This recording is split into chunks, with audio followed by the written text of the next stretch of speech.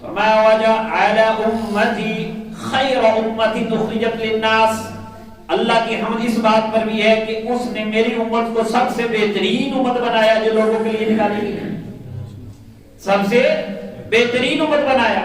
اب اس کی وجہ بھی اگر بیان کرو تو لمبی ہو جائے گی بات، اختصار کرتا ہوں، آگے ذکر ہے، نیکی کا حکم دیتی ہے، برائی سے منع کرتی ہے، یہ قرآن پاک میں بھی ذکر ہے۔ بہرحال فرمایا وجعل امتی امتا وسطا، اور میری امت کو بیلنس، متوازن، معتدل امت بنایا، اور اس کا مطلب بھی ہوتا ہے بہترین ہی،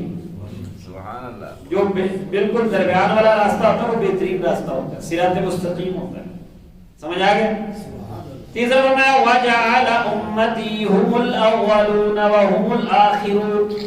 اور میری امت کو یہ شان عطا فرمائی کہ یہی اول ہیں یہی آخر ہیں، آنے میں سب سے، بولو بولو، آنے میں سب سے اور نمبر میں سب سے پہلے، جنت جانے میں سب سے پہلے، نمبر 1 ویسے ہیں، نمبر 1 آئے نمبر آخر پہ، آخر میں آنا بھی کمال ہے، جیسے میرے آقا علیہ السلام آئے آخر میں ہیں نمبر 1، سبحان اللہ۔ تو یہ نبی کریم صلی اللہ علیہ وسلم کی امت کی شان، اور خود اپنے آپ نبی کریم صلی اللہ علیہ وسلم نے بیان کی، وہ اول و آخر خود ہیں، نگاہ عشق و مستی میں وہی اول وہی آخر، وہی قرآن وہی فرقہ وہی یاسین وہی طٰہٰ،